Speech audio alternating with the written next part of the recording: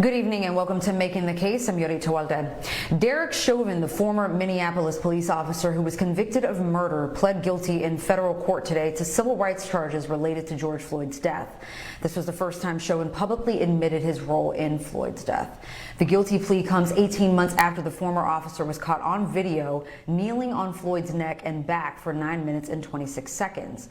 Unlike the federal charges, Chauvin had pled not guilty to the state murder charges and exercised his right not to testify at trial. In April, Chauvin was convicted of second-degree unintentional murder, third-degree murder, and second-degree manslaughter and was sentenced to 22.5 years in state prison. Joining me now is one of the attorneys representing the Floyd family in their civil suit against the city of Minneapolis, Antonio Romanucci. Antonio, thank you so much for coming back. Thank you, Yodi. Nice to see you again. So tell me, we were supposed to have Tara on the show, George's first cousin, but did you talk to the family and get a reaction from them in concerning Chauvin's guilty plea today? I mean, this was the first time he publicly admitted his role in George's death, so I'm curious to know how they felt about it. Well, I will tell you how they felt, and I think what you have to do first, Yodi, is really grasp the magnitude of the history that we saw today in the courtroom. Mm-hmm. Amazing. Amazing in the sense that now we know that George's death was tragic and needless. So the family's reaction dovetails perfectly into that tragedy because PJ, who really has become one of the faces of the Floyd family, he still refers to Derek Chauvin as a monster.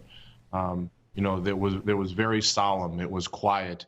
It was emotional. You know, the Floyd family, you know, bonded with the teenage boy who Derek Chauvin also abused several years ago. So they feel that justice, the wheels of justice are still turning. We're not there yet. There has to be more work done, not only for Derek Chauvin and the other officers, but for the rest of the country, because we can't allow this to happen again. This moment, we can't let escape. And that's why the reform, not only in Minneapolis, but across the country, is so crucial and vital to what is happening now. How would you respond to people who may be skeptical about Chauvin's sincerity in terms of taking accountability, that this was just an exchange for a plea agreement for a certain amount of years to be spent in prison? Well, look, I mean, he was facing potentially life in prison. Would he have gotten life in prison had he been found guilty by a jury in this case? That's hard to say. We don't know. He did not have a criminal record before this, so life in prison might have been unlikely. His sincerity, we have to take it at face value. He pled guilty today. He said the right things, said the right words. I do know that this was a long time in the works. The federal government, you know, the state government, they've been working on this so long and so hard. And what Merrick Garland and Kristen Clark did and the rest of the United States government team did, you know, dovetailing what Keith Ellison had done earlier this year, I thought was magnificent. And that's what we have to appreciate here, the history that was made. So was he sincere? I certainly hope so. For his benefit, let's hope he was sincere, because if there was any shred of doubt that he wasn't, I think the judge would have smelled it out and probably stopped it right there. Now, do you remember that we spoke back in June after Chauvin's sentencing, and I wanted to get your reaction to Chauvin's statements for the Floyd family, and there was one part of his statement that seemed pretty cryptic. Let's play that part now for those who may not remember that moment. At this time, due to some additional legal matters at hand, I'm not able to give a full formal statement at this time. But very briefly, though, I do want to give my condolences to the Floyd family. There's going to be some other information in the future that would be of interest, and I hope things will give you some peace of mind. Thank you. Antonio, you mentioned, and I was going to ask, was this plea agreement something that was in the works for quite some time? Do you think that the peace of mind Chauvin was referring to there was his plea on the federal charges, that he wouldn't be putting the family through another trial? Well, I think what you saw there, what you saw in June, were really the pins being set up for this plea agreement. I'm so sorry. What was the pins were being set up for this plea agreement. And yes, Derek Chauvin knew something then, and those cryptic statements that we saw that we couldn't decipher, now we know what they were. They were him telling the Floyd family, I'm working on this, and I'm giving you my condolences now because I can't say anything else, because if I do, it could be held against me. So the best that he could do without getting himself in further jeopardy or trouble was offer condolences. Now, as part of this plea deal, Chauvin faces a sentence of between 20 to 25 years in prison, which would run concurrently with his current 22.5-year sentence on the state murder charges. You say that this plea deal was in the works for some time. Was the family informed before this plea agreement was offered? Well, I can tell you that the federal government did its due diligence with regard to the Floyd family. They did what they had to do, their responsibility. The Floyd family, from my understanding, is they were kept abreast every step of the way, as is their responsibility, and they did their due diligence. You know, one of the things that the Floyd family has always demanded and asked for, and hopefully they receive it, is continued justice here. There was justice in the trial. There was justice in the civil settlement. There was justice with the jail time that we've never seen. You know, I think the second highest sentence a police officer has ever received for murdering someone. And now, you know, we get the federal civil rights trial for deprivation of civil rights. I'm sorry, the plea agreement. And we're hoping that adds more time to the 22.5 years that he got from the state. That would be the good endpoint, the last chapter in justice, at least for George Floyd. But the battle and the fight does not stop. Now, Chauvin also pled guilty in a separate federal case involving a 14-year-old boy back in 2017 who also had Chauvin kneeling on his neck and back while he was handcuffed and not resisting. That young man was in the courtroom today for Chauvin's plea, along with Brandon Williams, George's nephew. Let's take a listen to what Brandon said about that case.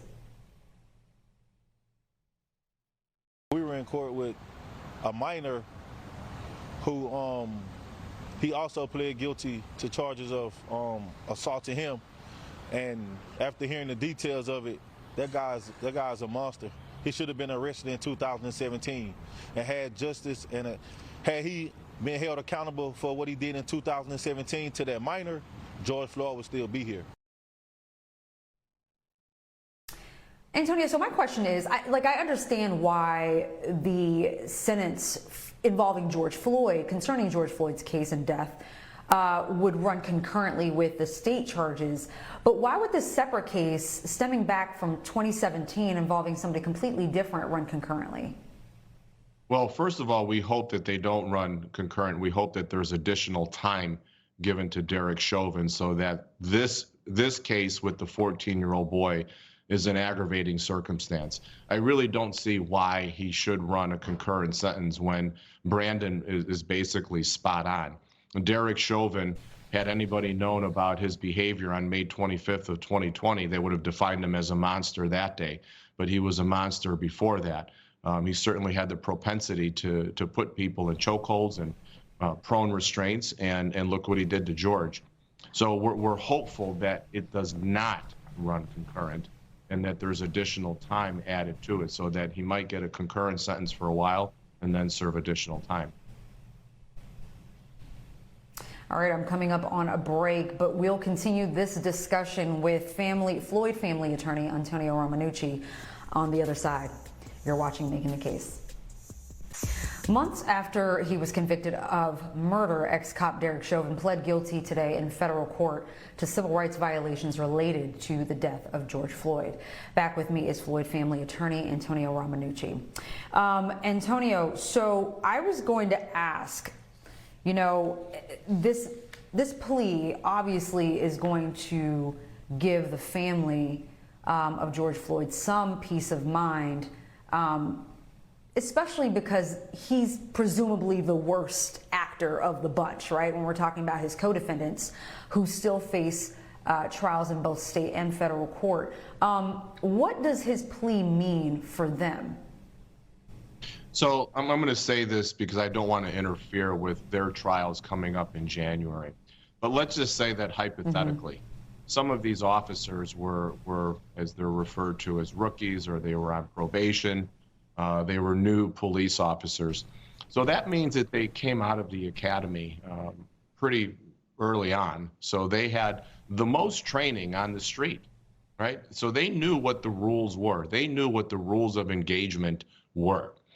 But instead of, let's say, following the rules as they were told, as they were taught and trained at the academy, they continued to do that which they either knew or should have known could or might cause death. Although one of them, again, hypothetically, may have said, turn him to his side.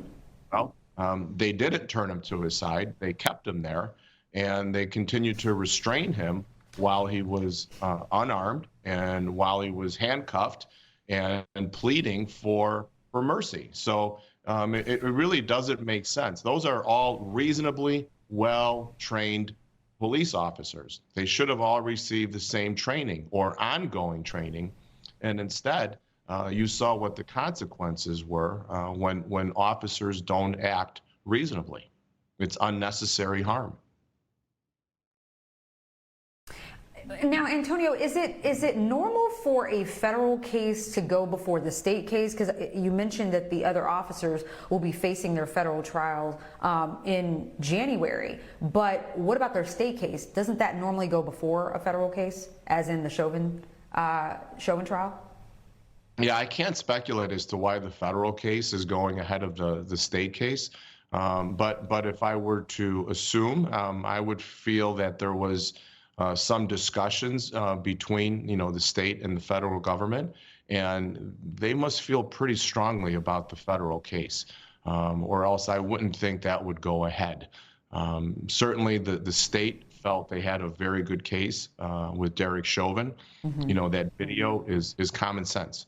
That I can tell you just from our own internal research and what we learned through the civil case by testing potential jurors, across the country.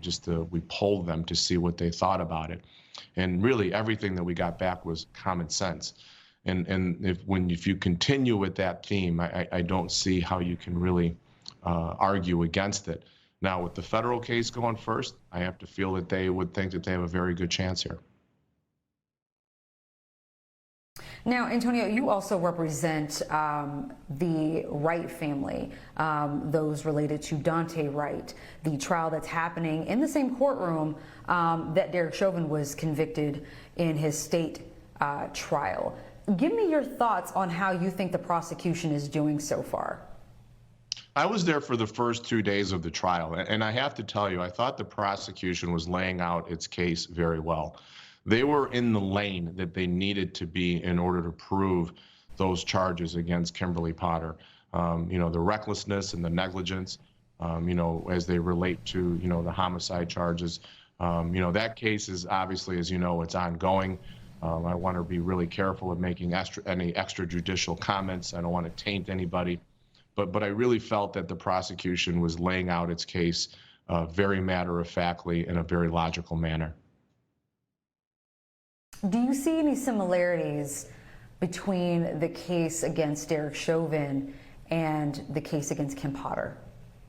So my answer is yes, and here's why, because I want to qualify it. I think the answer is yes, not only to Derek Chauvin and Kimberly Potter, but to so many cases that I'm involved in around the country.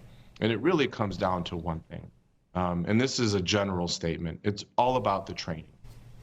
If police officers get the right training, if they maintain that training, and they get the muscle memory, the memory that they need in order to do the right things, you're not going to have mistakes like Kimberly Potter or like Daunte Wright or George Floyd. That's not going to happen.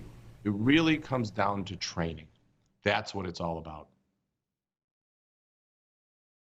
Well, do you think that, unlike Derek Chauvin, Kim Potter does plan to take the stand, and she is more sympathetic of a defendant, right? Whereas Derek Chauvin, you know, you see him in this video kneeling on George Floyd's neck and back for 9 minutes without a second thought, whereas you see in the video where Kim Potter knows she made a mistake, says she made a mistake, and we know that she's going to cry on the stand. Do you think that that could have an impact on the jury and how they render a verdict in this case?